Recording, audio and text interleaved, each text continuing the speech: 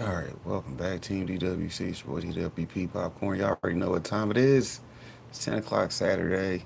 If not, it'll be 10 o'clock Sunday. Or if not, it'll be 6 p.m. Wednesday. That's what time can look for me. Because, I'm shadow banned. But, 18 plus content, it be like that. So, you know how it goes. Hey, make sure you know when to come looking for me so you know when I will be findable. Because, other than that, you ain't interacting with your algorithm, they won't keep me in your algorithm. So you got to put me in there and keep me in there, because that's how that work. What you watch, it'll show you. So if you keep watching my videos, it'll show you my videos. Shout out to doing that part of the game. Let's see. Today we're going to our to-do list. Flip this around here. Put y'all back in the game.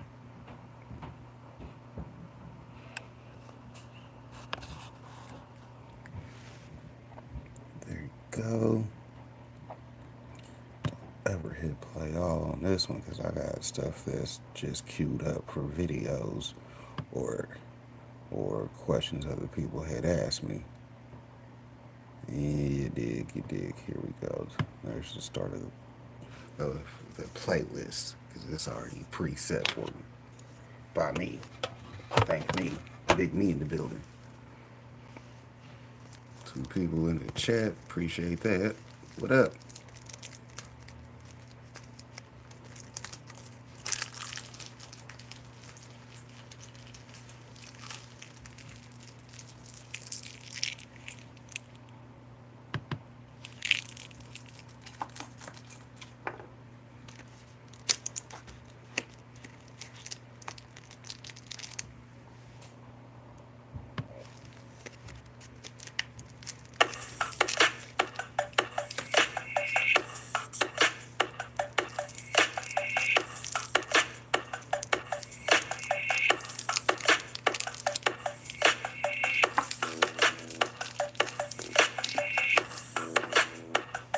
Appreciate that beat from the big homie. Y'all need to go check it out at DJ Is over here on YouTube or on Rumble too.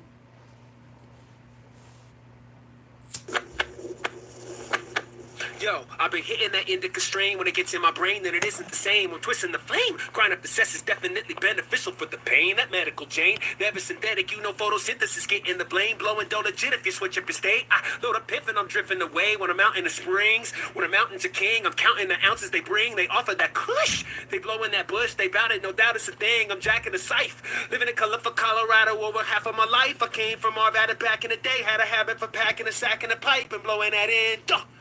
Duh.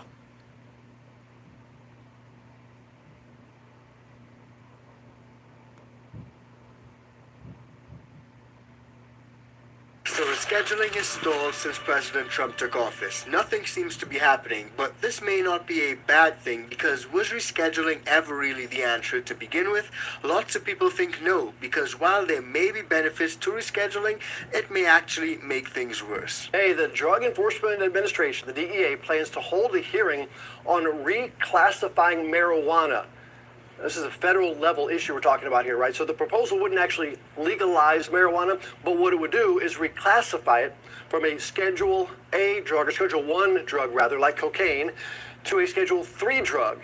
And those can be lawfully prescribed as medication. It's kind of like Tylenol with codeine, right?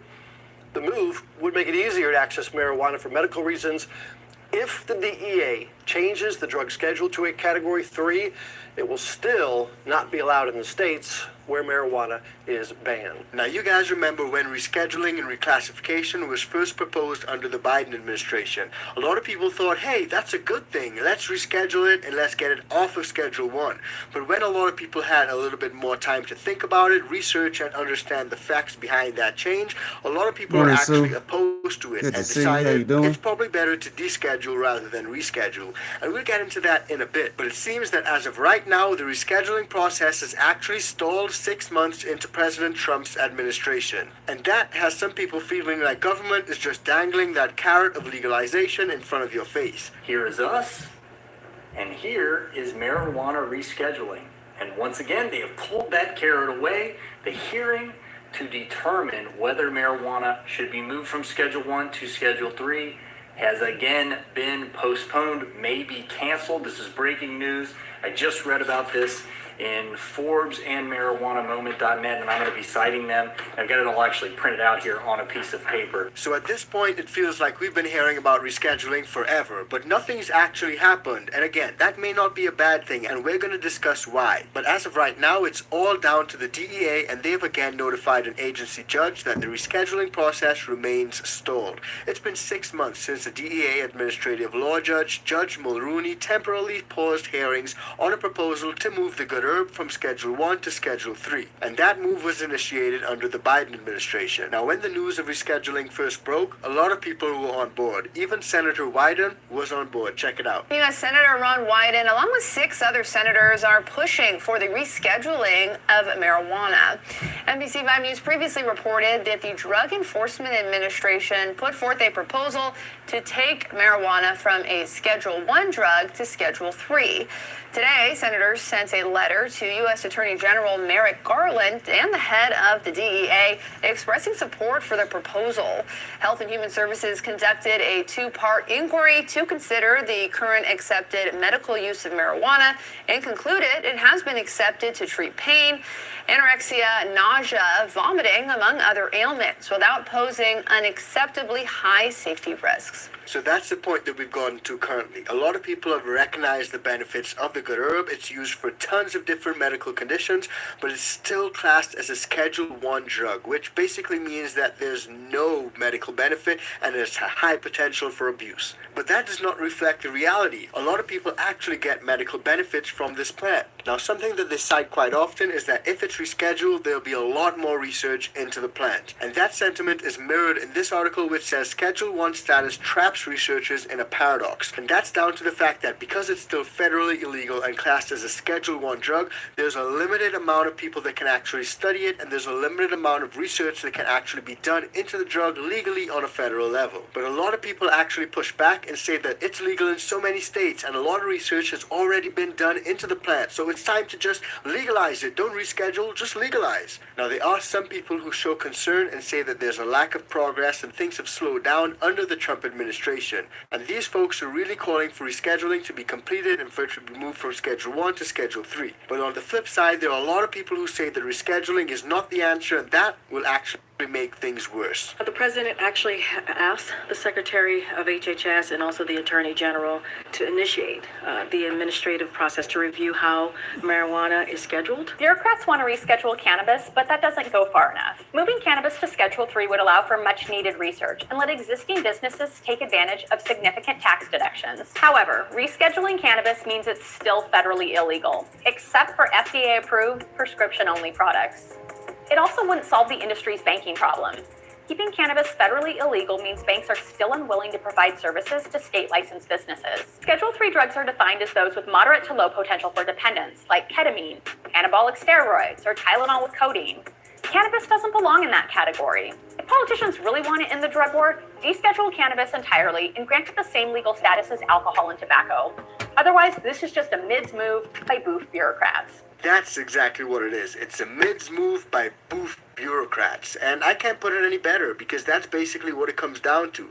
Once you get past the fact that, oh, it's no longer going to be a Schedule 1 drug and all that, you realize Schedule 3 may actually be worse. If that's the case, just leave everything illegal. And that's reflected really clearly in the comments of these videos, especially this one by Bruce Newhouse, who says keeping the good herb a scheduled drug at all only helps pharmaceutical companies and still allows people to be incarcerated for its possession. Even having a Schedule 3 drug outside of its labeled container is a crime. So at this point, we gotta ask ourselves, is Schedule 3 really what we want anyway? Because personally, it seems to me that Schedule 3 may not be the answer. Now, I want to show you guys why rescheduling may not be a good thing and what will happen in places that have already legalized. How is that going to affect them? But before we do, just a quick reminder, if you're getting value from this video, please do like, share, and subscribe to the channel. And if you want to support us further, join the ICANN VIP Bean Club or just buy us a cup of coffee. And if you happen to be a home gardener, try the ICANN Organics, grab the bundle, use the code LEGAL. That works on the bundle and the beans. I'm Maggie Bryan. If you're a cannabis consumer, you may have heard the news about a push to reschedule marijuana as a lower risk drug. But what does this mean for your next trip to the dispensary? Well, we spoke with a local medical marijuana shop about the financial impacts this could have on their business and their customers. How are you? Good. Business as usual here at Pure Medical in Colorado Springs. It's a medicinal marijuana dispensary. Will you break this for me? Yeah. But the inside operations of a cannabis business look a lot different than other industries. For the last 14 years we've been in business, we've had an effective tax rate of close to 70%. The general manager here says certain tax laws that apply to them leave them high and dry, making it hard to turn a profit. A section of the IRS's tax code says businesses selling Schedule 1 and 2 substances like marijuana cannot deduct normal business expenses. For instance, the wages and compensation packages we pay employees, their benefits, the rent on storefronts such as this. Resulting in a higher tax rate of around 70% for dispensaries compared to about a 20% tax rate for ordinary businesses. So you guys can already see how difficult it is to run a business in this industry, especially considering the fact that it's federally still not legal, but also the fact that banks do not like to do any business with people in this industry. Now, there are politicians on both sides of the aisle that support rescheduling, and I'll show you what Republican Nancy Mace has to say about it in a bit, but first, let's hear what this guy has to say, because he thinks clearly that rescheduling is absolutely the wrong move. Shifting weed from Schedule 1 to Schedule 3 is the wrong move. It will do absolutely nothing to legalize weed or get the tens of thousands of people incarcerated for cannabis-related offenses out of jail. All it does is change its status from a drug with, quote, no currently accepted medical use and a high potential for abuse to one with, quote, moderate to low potential for physical and psychological dependence. It puts cannabis in the same category as things like ketamine and anabolic steroids, but it doesn't move it out of the Controlled Substances Act, which means that it will still be illegal to possess under federal law. One thing Schedule 3 will do, though, is place fewer restrictions on scientists who want to study the plant, something they've had to jump through government hurdles to be able to do under Schedule 1. It would also theoretically allow cannabis to be available by prescription, but since there's no federal medical cannabis program, the more likely scenario in my mind is that pharmaceutical companies see this, jump on the weed wagon, and charge you out the ass for drugs they make and doctors prescribe. At the end of the day, rescheduling cannabis from 1 to 3 would be the biggest move the federal government has ever made concerning the plan. But the fact remains that there are tens of thousands of individuals, mostly people of color,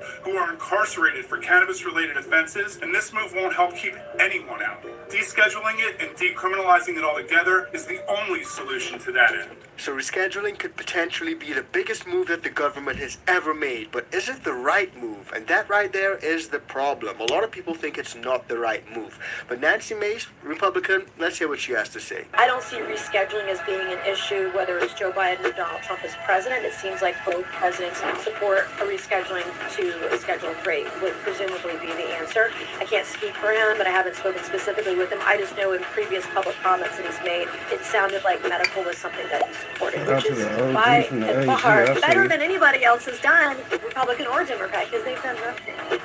And that right there is a good point, guys, because no matter which politicians you support, the Democrats or the Republicans, they've done nothing to legalize weed. Look at where we are right now. We're still talking about rescheduling, and we don't even know if rescheduling is really the most appropriate solution. Again, a lot of people think it's clearly not.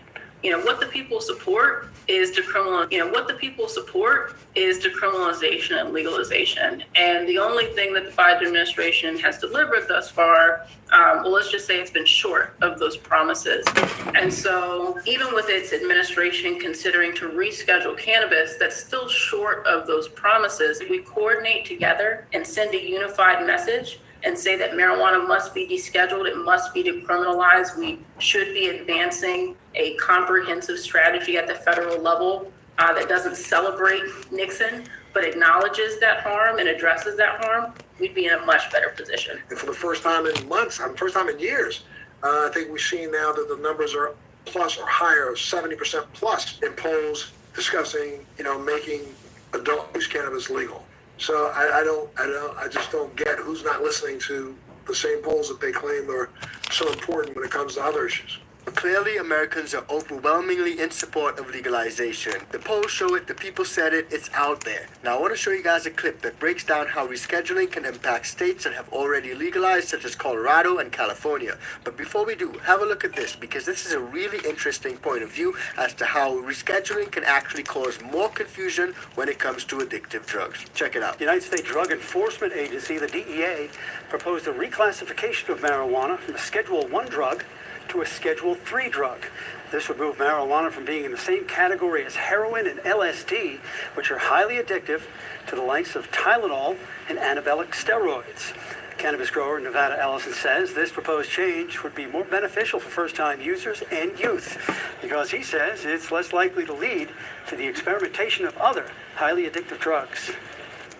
When you misclassify something and you go into your college age and you think it's classified with meth and heroin and opioids and all these things, and then they try it and they say, oh, that's what coke is like, that's what meth is like, that's what heroin is like, and it's the misclassification, I think, is the biggest gateway drug.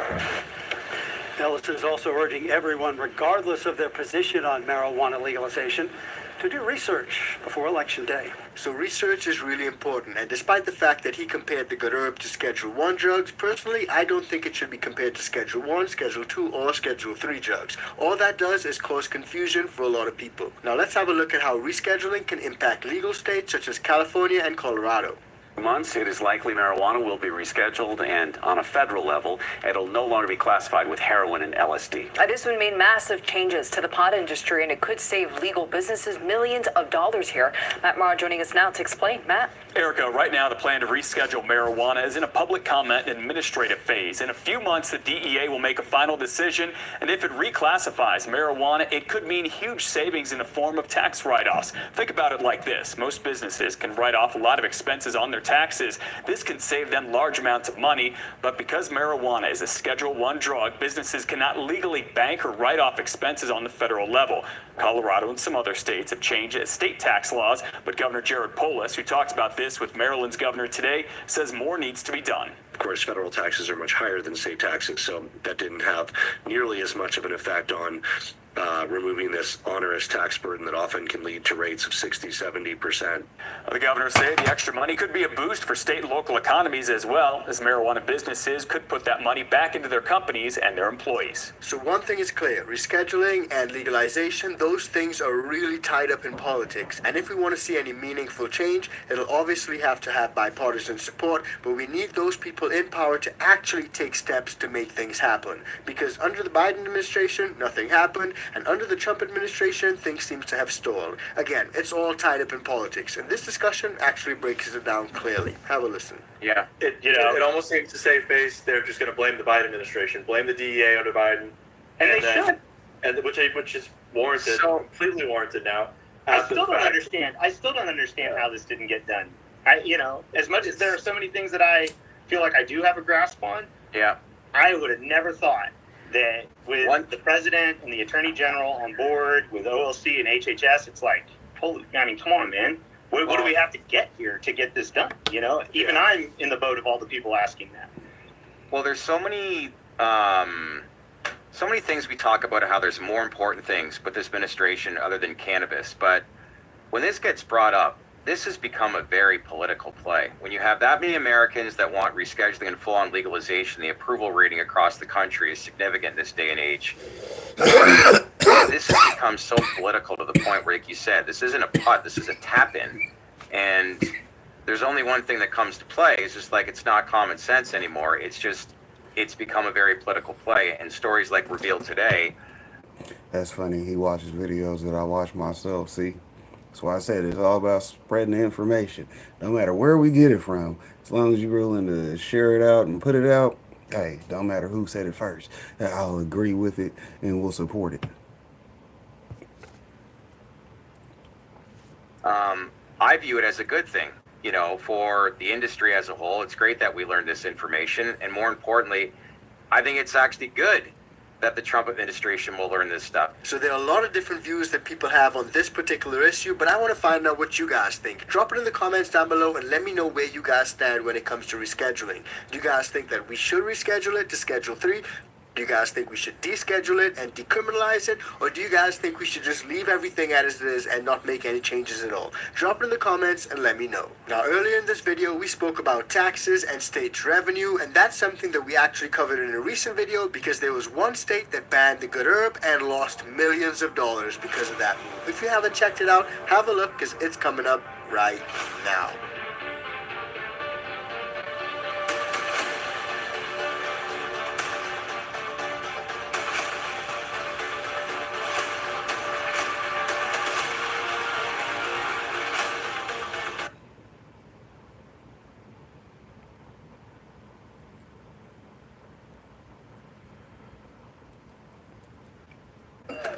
Everybody in New York was calling to get down with Mr. Nice Guy. We met all kinds of customers, like this guy here. He's what we call an enhancement smoker, because he thinks that marijuana makes every activity that much better. Mi casa su casa. Observe. You're Scarface, right? Yeah. I love Al Pacino, man. Did you ever see Son of a Woman? Yup. You ever seen Son of a Woman on weed? That's the way to see it, man. It's just whack. $60, yo. Cool, man. I got it. Did you ever see the back of a $20 bill, man? No, I don't know, yo. Did you ever see the back of a $20 bill on weed? Oh, there's some weird shit in there, man. There's a dude sitting in the bushes, man. Does he have a gun? I don't know, man. I don't know. What? Red team go. Red team go. It's just some weird shit, man. Man, you fucking crazy, yo. Oh, it's cool. Thanks, man. Hey, yo, wait. Dude, I'm gonna check out the stars later. It's really trippy. Especially on weed, man.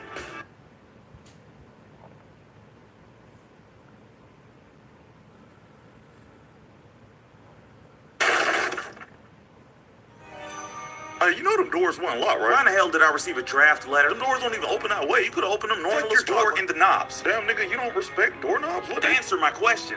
The letter's pretty cut and dry. You drafted my nigga. I don't know what to tell you. Drafted for what? Bro, you really didn't read that letter? Look, we bombed some niggas. Now we going to war. What do you mean we? Nintendo? No, nigga, we as in us. Us? Are you talking about the movie? Nigga, us as in the U.S. I'm sorry, I just don't recall bombing anybody. I've been chilling all week. We bombed somebody, bro. You was there too. No, the fuck I wasn't. Yes, you was. You live in America. It's time to do your part, my nigga. Nigga, I'll part ways. Canada so lit right now, nigga. You not gonna fight for your country. Did you draft yourself too? What up, Bill? Good to see you. How you doing? You heard me. Did you draft yourself?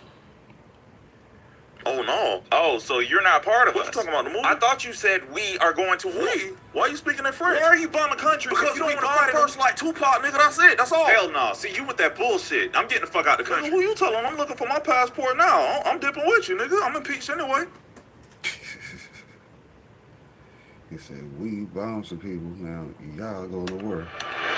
Imagine being able to grow your own weed from home, completely legit, with just a few clicks. You buy the plants online, and a company cultivates them for you in real greenhouses. When the harvest is sold, you get a cut of the profits. The cannabis market is booming, and the returns are huge, massive even. So you keep investing, possibly spending your entire savings. And then, one day, it's all gone.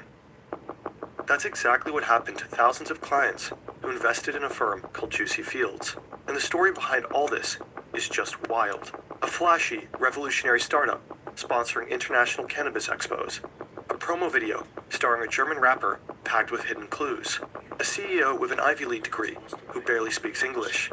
A business address leading to a castle and a group of fake aristocrats.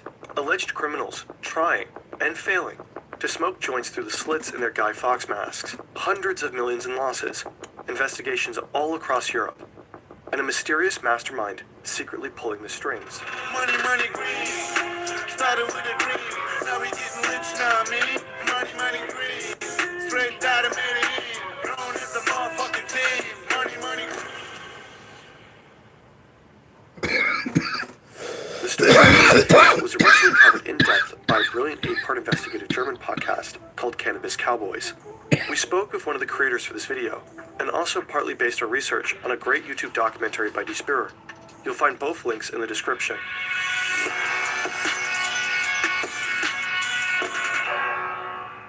Cannabis is booming, and not just on the black market.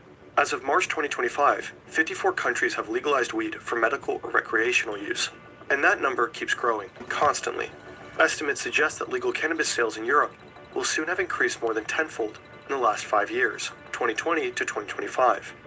Despite being a young industry, the market is already dominated by a few major players, publicly traded companies worth billions of dollars. But one startup is set on shaking things up. What up to In Jay Jordan? 2019, Good to see you. How Juicy you Grow doing? officially Gotta go launches in check out Berlin, the Jay pitching every an day. innovative business model. Got something Crowd for you if growing. it's not Small investors chip live, in it'll small be in the investments. playlist. Juicy Fields channels the funds, grows the plants, and distributes the profits. Getting started is easy. You sign up, pick a plant, and watch it grow in your virtual greenhouse. The cheapest one is 50 euros. A few months later, the harvest is sold for 68 to 83 euros, yielding up to 66% in returns. Other plants can cost up to 2,000 euros, but will of course generate higher profits down the line. Juicy Fields markets itself pretty aggressively. They pay YouTubers to push the platform with affiliate links.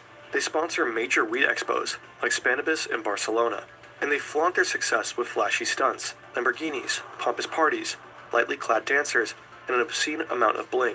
This promo video takes things to another level. Passengers are handed airplane-shaped joints and welcomed on board by Captain Blunt and his co-pilot Mary Jane. Next stop, a massive hotbox party up in the clouds. Another video shows a relatively successful German rapper endorsing Juicy Fields. Money in your hands, play a couple laps, go a couple laps, fuck a couple grabs. And then there's this guy here, sniffing cannabis buds like a sommelier. Just moments earlier in the video, he was playing Captain Blunt. He's the CEO of Juicy Fields, Alan Glantz, the face of the company. His mission is to take down the cannabis oligopoly, legal weed for everyone, the Robin Hood of ganja game.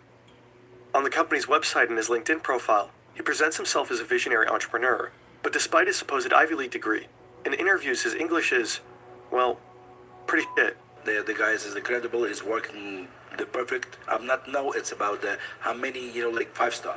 But the message still hits home. A tight-knit community forms. And to be fair, apart from the CEO's sketchy resume, Juicy Fields seems pretty legit at first glance. The website lists several renowned cannabis producers as partners. They offer tours of real greenhouses and webcam live feeds of the crops. They actually keep their promises, frequently distributing major payouts. In 2021, Juicy Fields harvests a staggering 72 tons of cannabis. Production costs are just a tenth of their competitors. After only 2 years, the platform already has 500,000 investors, mostly from Germany, but also from Austria, Spain, and Portugal.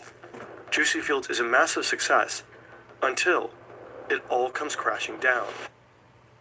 Now imagine you're running a real business, legit and serious, a good product, a team that shows up every day, loyal customers who count on you. There are dozens of separate workflows, managed through dozens of separate tools, project management, sales, admin, and HR, emails, invoices, chats, and deadlines. It can be pretty overwhelming, but it doesn't have to be. Odoo is an all-in-one business management software that helps you manage all operations of your business on one intuitive platform. They offer more than 45 fully integrated apps. Affiliate marketing at its finest. Something's gonna get sold somewhere. No more juggling 12 Make sure different you sell tools. something in Everything your works videos, together right? seamlessly in one place.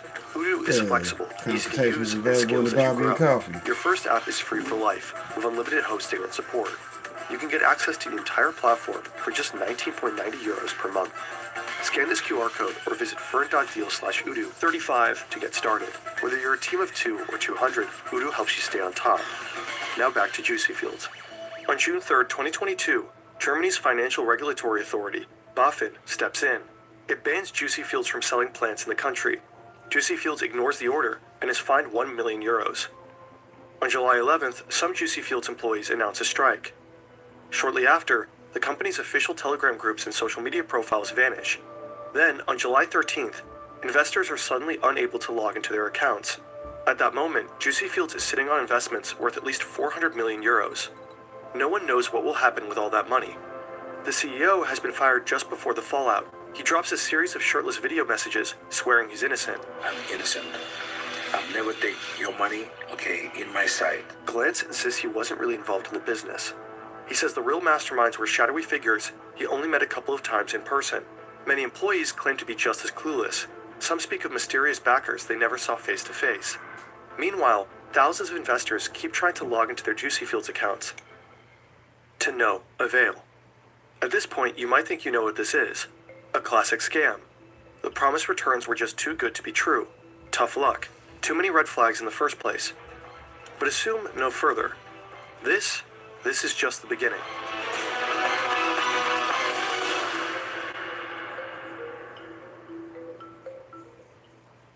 On July 16th, the Juicy Fields website suddenly publishes the full names and contact details of several individuals, people who had never been publicly linked to the company before. The statement accuses them of plotting a hostile takeover. It claims the customer logins had to be frozen to prevent that. This is Nicholas Martin, a journalist at the German public international broadcaster Deutsche Welle. He has followed the case from the start and spent over a year investigating it. He explains that Juicy Fields split into two fractions. The old Juicy Fields, made up of the platform's original founders, and the new Juicy Fields, a group of individuals based in Germany. These new people are all connected to Juicy Fields AG, a PLC registered in Switzerland, so they seem to have some actual ties to the platform. Their official address is in Switzerland, and many of them boast long and complicated noble titles, counts, dukes, and princes. But according to Martin's research, these people are only fake aristocrats. Their titles are not real. The old Juicy Fields operators zero in on a wannabe nobleman in particular. They claim he stole all the funds and disappeared, hinting that he's hiding out in the Bahamas to evade taxes. They tell him to stop acting nasty, and that they're getting irritated by his actions, especially their guys in black hoods. Leaked documents suggest that Juicy Fields' main bank account was opened by one of those fake aristocrats. If this were true, the new guys from Switzerland would have had direct access to all the money and could run off with it. At this point, it really does look like Juicy Fields was undermined by a criminal gang of fake German noblemen. But the presumed aristocrats fight back. They claim they never had access to the main bank account, saying it was set up with a fake passport and a fake signature. To prove their point, they leak internal documents allegedly exposing the real masterminds behind Juicy Fields, the people running the website and the company itself. According to these documents, 4 Russian-born men are listed as the official owners of the German Juicy Grow GmbH. The leak even includes passport copies for 3 of them. The company's actual CEO appears to be a man named Victor Bittner, a Russian-born German who has stayed completely out of the spotlight until now. But the main shareholder and the true mastermind behind all of it is supposed to be a Russian named Paul Bergholz. It also turns out that Juicy Fields wasn't just operating through 1 or 2 companies. The companies in Germany, GmbH Ltd, and Switzerland, AG plc, appear to be linked to at least 6 other European firms. The company's legal imprint starts to get edited on an almost daily basis, and nobody knows by whom. Then, a newly appointed CEO from South Africa speaks up. Again, there's no way to prove this guy is who he claims he is. In November 2022, Juicy Fields appears to have summoned a so-called anti-crisis committee. All attendees are hiding behind V for vendetta masks. They keep blaming the new Juicy Fields, and even dangle the hopes of recovering lost investments. But the whole thing feels surreal. One of the 6 masked figures tries to smoke a joint through the slit in his mask, and fails spectacularly. It's total and utter chaos. There's countless leaks and docs flying around. There are CEOs, founders, shareholders, presidents, and consultants. But who is really calling the shots? It will soon turn out that all the chaos and confusion is not accidental. It's most likely part of a meticulously orchestrated farce. Behind all these weird characters and blatant amateurs is someone who knows exactly what they're doing.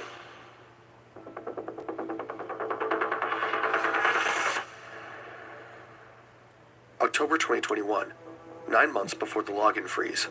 Victor Bittner sits alone in Berlin. On paper, he is the CEO of the German branch Juicy Grow, but he's not the one calling the shots. The real power lies with a small group operating out of St. Petersburg. Bittner is little more than a frontman, a puppet CEO, facilitating access to the German market. He is also the one who set up the German bank accounts that are now full to the brim with millions of investments.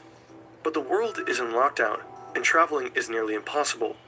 Bittner's bosses are stuck in distant Russia, and Bittner starts wondering, why not take the money and make a run for it? He seizes the moment and hogs 1.5 million euros for himself, but it doesn't go unnoticed. The puppeteers in Russia order their in-house fixer to fix the situation. Bittner is marked for liquidation, but the fixer refuses, opts out, and walks away. About a year later, he blows the whistle. Using the alias Anders, he reaches out to a Swedish lawyer who represents people affected by the Juicy Field scam, Lars Olofsson. The whistleblower Anders said that I don't want to be a part of this. Yes, I could scam people. I'm a criminal. Yes. But I don't want to be involved in killing people. Nicholas Martin and the creators of Despair documentary have spoken to Anders as well. We can't independently verify his claims, but Despair was able to prove that he was in fact part of a criminal network in St. Petersburg. Anders says Juicy Fields wasn't just a massive scam, but a perfectly orchestrated puppet show, with a brilliant mastermind pulling the strings on a whole cast of disposable puppets. The most visible of them was Alan Glantz. Anders confirms that he never was some business genius with a degree from an elite university. Thank you guys for understanding. He appears to have been a taxi operator in St. Petersburg before his stint at Juicy Fields. His real name isn't Alan, it's Anatoly. They bought him designer suits and a Rolex to make him look the part. The entire Juicy Field success story was carefully staged. The 72-ton harvest, the 500,000 investors completely made up. Most of the big-name partners had no idea they were being featured on the website. The Lamborghinis were rentals. The tours took people to random cannabis plantations with zero connections to Juicy Fields. And the profits from those crops, the sales never actually happened. There was no revenue stream whatsoever to pay out those returns. The truth is that Juicy Fields was never even allowed to sell cannabis-derived financial products. The Berlin Trade Register officially listed the company as a gardening supply business. Everything points to a classic Ponzi scheme.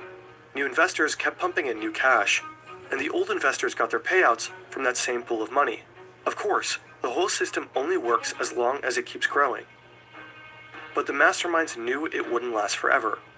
According to Anders, they had a clever exit strategy, a tangled web of shell companies, a bank account in Cyprus, and a few hand-selected fall guys to take the hit. I'm calling them useful idiots. These are people who are just being paid to be seen and signing papers and so on. They are not the mastermind. Anders says the entire power struggle was orchestrated too. A big fat red herring to sow confusion and distract people from what was really happening. The accusations against the fake aristocrats, the leaked Russian passports, probably all staged. The passports are fake, the names made up, the photos edited. The only real thing is this. There really was a tight inner circle behind Juicy Fields, and they were really led by one mastermind. His name just wasn't Paul Bergholz. Anders describes him as a low-key, tech-savvy guy, an IT expert, darknet enthusiast, and die-hard cannabis fan. Oh, and apparently he's really into rap.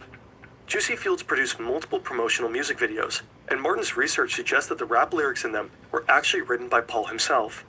In one of the music videos, you can see these Russian Matryoshka dolls in the background. Anders says Paul explicitly requested that. But why? As a hidden Easter egg? A subtle flex? Why would he deliberately draw attention to his home country? Was he so sure that no one could touch him there? Money, money, green. Started with a green. Now we getting rich now. And this is not the end of it. Whistleblower Anders claims the entire thing. Juicy Fields, the Ponzi scheme, the puppet show, it was all just a front for an even bigger operation. Money laundering.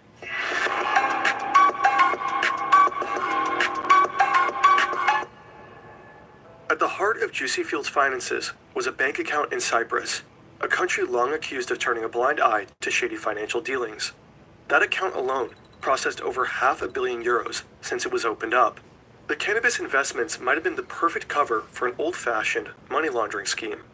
The dirty money flows into illegal business, blends it into its revenue stream, and comes out clean on the other end.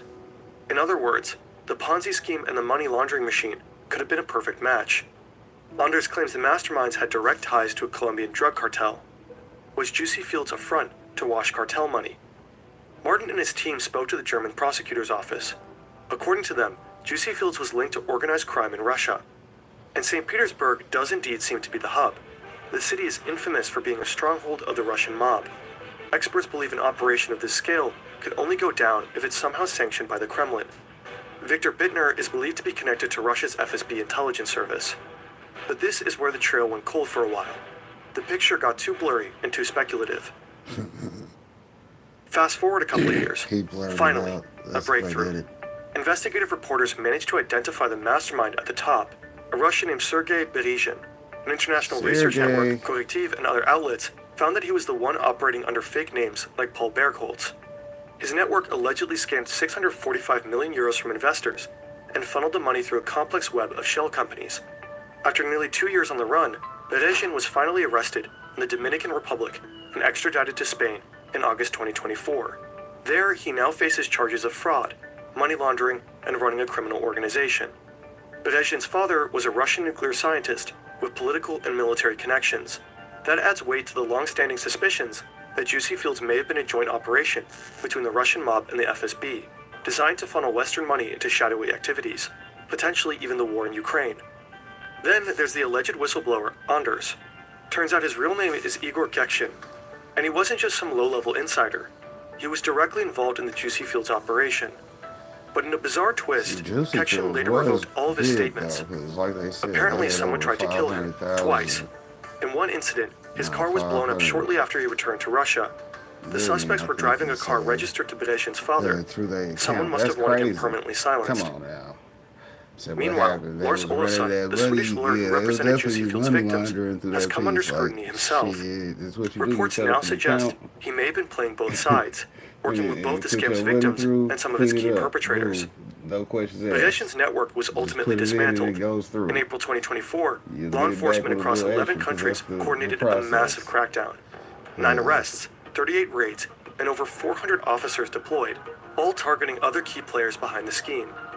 And yet, despite all this, thousands of victims are still waiting for their money. The Jussi Field scandal is a textbook case of how reality and deception can blur in massive financial frauds. What's real? What's fake? Even now, it's hard to say. But one thing is clear. If something sounds too good to be true, it usually is. Hey, they pushed a lot of dollars through there.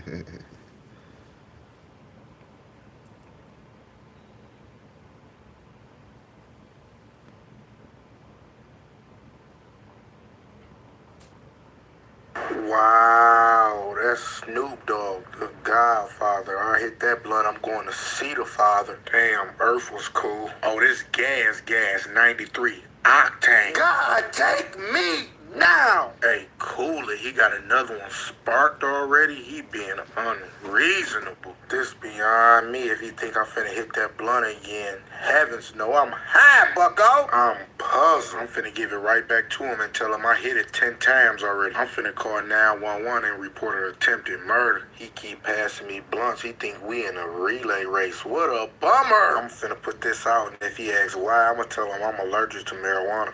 Weed for me stand for with each exhale, I'm about to die. He gotta knock it off. I done already took 2 blunts. He done sparked a 3rd one. Smoke monster. I'm finna play sleep. I'm comatose. Big fella, you took that blunt to the head? No, you finna be in the nearest hospital bed. This ain't the move. I'm finna scoot. He a different bro.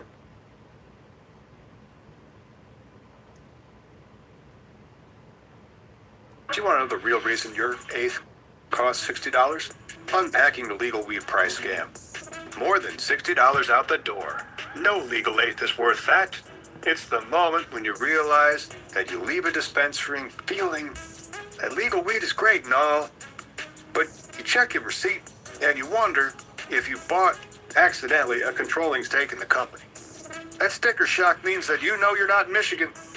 Why do some states make it feel like you need a second mortgage to buy 3.5 grams of plain, earth-grown weed that almost ran you $100? You campaigned for legalization. You celebrated legalization. You posted that it was a triumph for your state. Weed was legal. You took selfies you regret later on. And now your debit card has you wondering if your account is overdrawn. It's me, Tom Howard, cannabis lawyer and host of Cannabis Legalization News. If you care about your wallets, your weed, or just watching bureaucratic absurdity get roasted, hit subscribe, like this video, and buckle in. The Chads in the gray suits who lobbied to legalize it and keep it safe through regulation made legalization about as much fun as the DMZ throwing a pizza party. With so many forms, fees, and bureaucratic hurdles, you'd had just been happier if you ate the pizza off the books so you don't have to tip the delivery driver and fill out these TPS reports in triplicate with accounting, HR, and the regulator. The regulatory load adds dollars to your dispensary's order because the licenses must comply with the laws in order to ship the product to you. From testing to security to inventory control and data backups in the cloud, plus SOPs, and some states even require certifications for safe vending before getting your badge from the regulator so you can start work. Oh, and the badge from your regulator. That means you actually had to go through a background check so that you could be employed, cultivating, processing, or selling cannabis that contains that pesky THC that people have been using for thousands of years. But we'll get more in depth on the regulations after we talk about one of the main reasons the prices are too damn high. Taxation overload. Welcome to Illinois, where everything has a tax, except for breathing air inside the dispensary. Hopefully the laws change on this and taxes are lowered on real cannabis and raised on hemp so that people will actually go to the licensed shops instead of driving to Michigan or going to untaxed and unregulated smoke shops.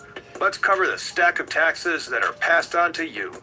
First up, the cannabis cultivation privilege tax. 7% yanked right off the top before the flower leaves to grow. 7% on the wholesale price while it's being shipped to you, the customer, who gets the tax passed along to them.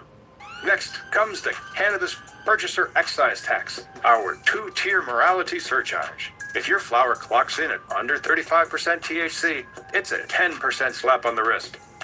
Over 35%, then you pay 25% because potency is apparently a sin, and the state must financially cash in. So vapes are even more expensive in Illinois as they have more tax than flower does. And so do edibles. Edibles are a flat 20% because legislatures figured if grandma's gummies hit late, she'll never notice the fee. Tack on the regular state sales tax of 6 1/4%, and that's just the cost of doing business if you're selling hemp or cannabis.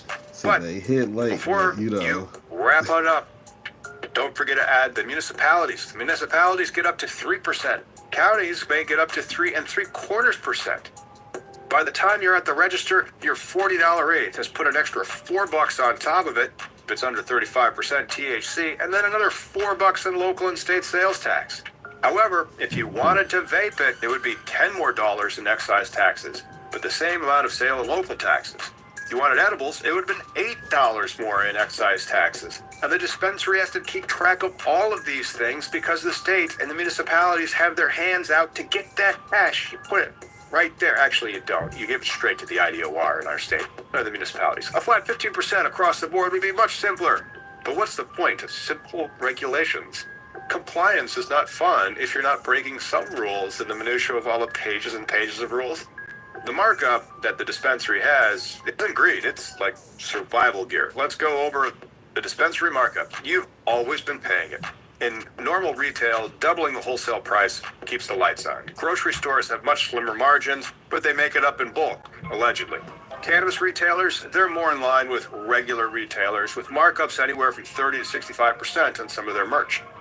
Now, you have actually been paying markups since you bought weed from the guy.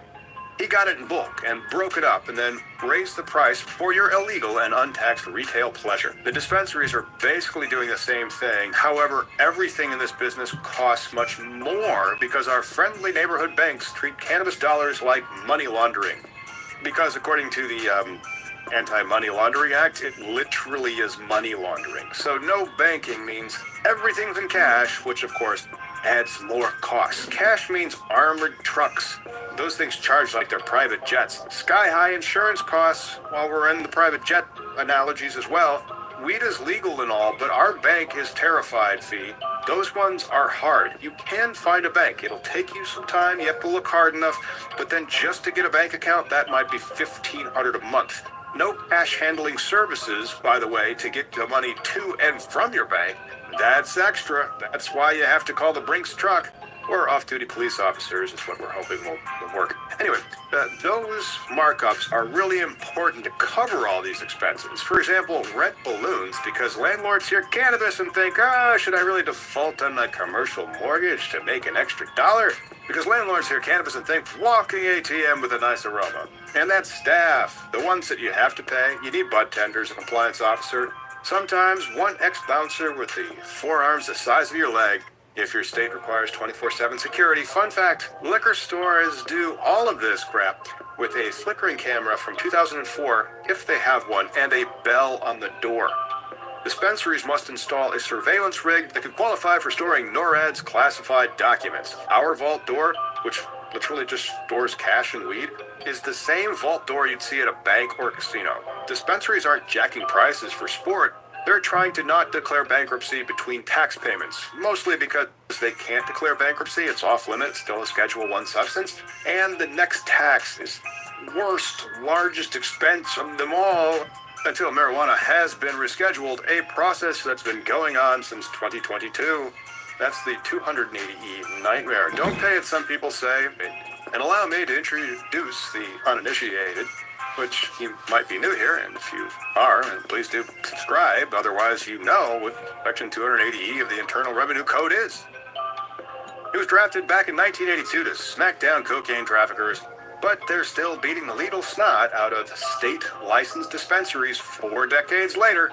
Under 280E, any business trafficking in a Schedule I substance like, heroin or LSD, or your licensed and locally compliant OG Kush, they may deduct only the cost of goods sold. Rent?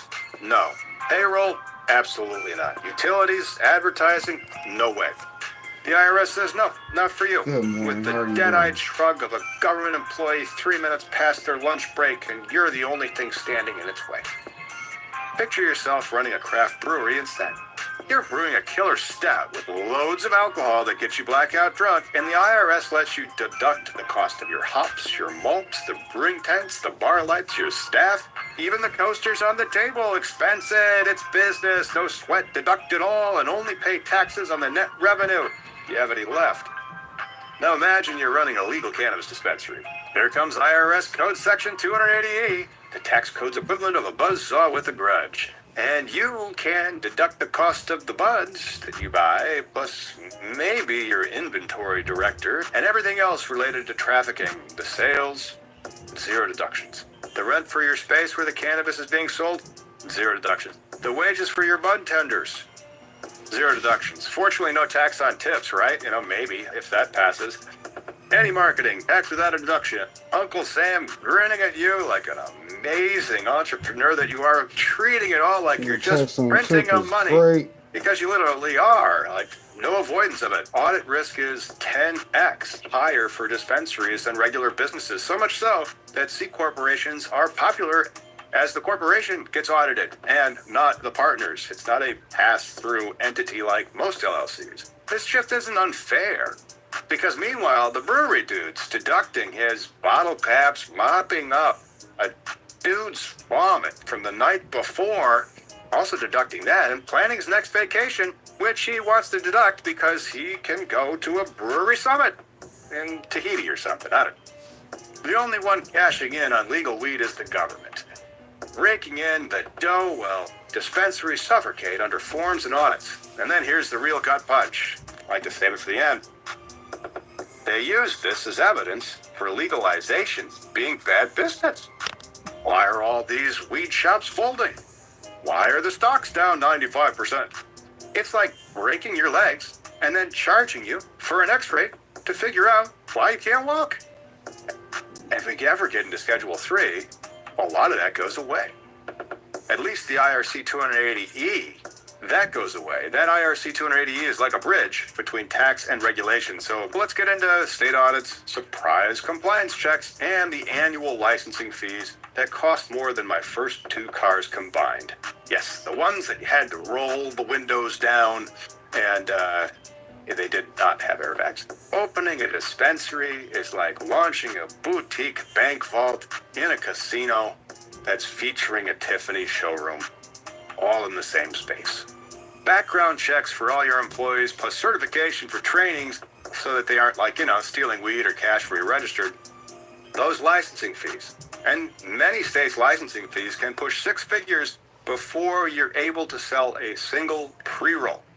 And that's before we talk about the security, the access control doors, the bulletproof glass, the vault, the panic buttons that dial so many agencies you need a flow chart to keep track of them all, and they better be in your SOPs. And cameras. Oh, the cameras. There's just so many eyes in the sky, and if you want to add another cash register, you need more eyes in the sky so that the eye in the sky can see the transaction so that the money stays and the taxes are paid and nothing is diverted. Even more eyes are needed, because if you want to destroy your product, you have to have one to ensure that nobody is going to pocket that weed that has expired or been recalled, or that you don't move it out the back and try not to take a total loss on the product that you purchased, because you know the grower doesn't do refunds. Seed to sale tracking software logs every bud, every gram, every time. You can pick from about 5 vendors, all of which cost hundreds or thousands of dollars a month, and they run with the elegance of a pregnant hippo with bunions. Some crash every 420. regulations change every year. So you're always paying consultants, lawyers, or an in-house employee that's in charge of compliance. This isn't regulation. This is a rigged carnival game, and you're the mark holding the losing ticket.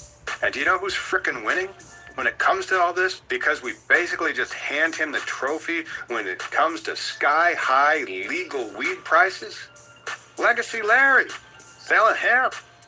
That's right, you know, the guy. You may know him as Legacy Larry, you might know him as somebody else. Hey, he's got a backpack or an iPhone, and he's never met a tax form he couldn't ignore, because there ain't none. No 280E, no potency surcharge, no cameras. He parks in the back of Taco Bell, takes Cash App or Venmo, and sells that aid for $35, even $25 if you share one of your Netflix passwords with him. If the cops come, he just takes out an old COA and he shows them that he's just selling federally legal THC hemp. Where's my lawyer? Regulators insist legal weed is safer and it's tested for molds, metals, pesticides, and dispensaries have great security systems to protect their customers. But affordability is half of access. Tourists and tech execs can shell out $60 for their eighth out the door. Patients on disability, younger customers, already buried in student loan debt, they call Larry. And states like Illinois, and maybe yours, let him compete directly with licensed shops because of the hemp loophole confusing law enforcement and lawyers. It's not a moral failing, it's Econ 101. When legal weed is priced like luxury skincare, the traditional market becomes the go-to place for spray packs or tax-free deals. If regulators truly wanted to kneecap the illicit trade, they'd stop handing it competitive advantage on a silver tax platter. Remember the campaign slogans? Regulate like alcohol. Competition drives prices down. Social equity will open doors. Instead, we got champagne prices for coffee shop weed and a licensing system so exclusive that it makes country clubs look egalitarian. Plus, it didn't end the drug war. We just changed the uniforms and handed out new, even more confusing rulebooks. Social equity, it's hard to thrive when you can't get financing, so it costs like $1 million to open. Your tax burdens rival a small nation's GDP, and your profit margin depends on a federal law that thinks your dispensary is Pablo Escobar's beach house. Legacy Larry don't care, selling his hemp, and neither do his customers when they see the prices licensed shops have to charge to keep the lights on. So here's where we'll end in the legal cannabis market. The only thing that moves fast is your money out of your wallet. And if you want actual affordable weed, real competition, and the hope of putting the black market out of business, we need serious policy fixes. It means killing IRC 280E so cannabis businesses can finally pay taxes like every other honest business in America. It means capping taxes at a level that doesn't require a calculator or prayer. Try a flat rate that keeps people from going to stores and not to Larry. And it means scaling compliance to the real risks so that small growers aren't stuck building Fort Knox just to sell a plant that puts them out of business before they can make any cash.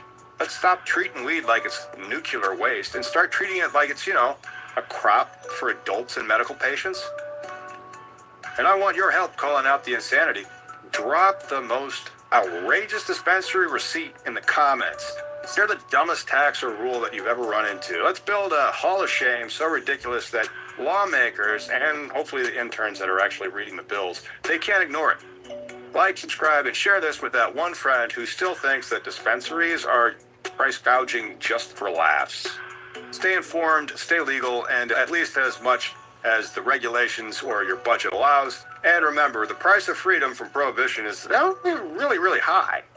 Very high. I'm Tom Howard. This is Cannabis Legalization News. See you, and hopefully, your wallet intact next time.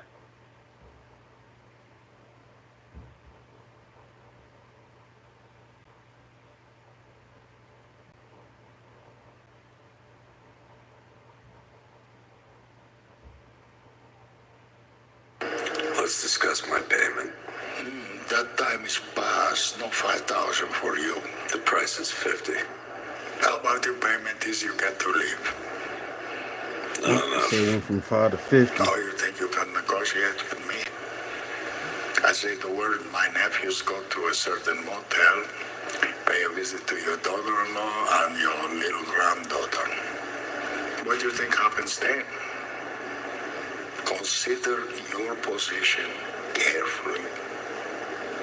I got my money. Or neither of us walk out of here.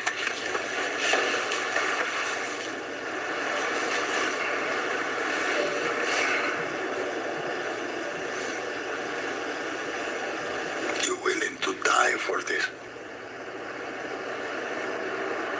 Maybe I need the 50,000 more than you do.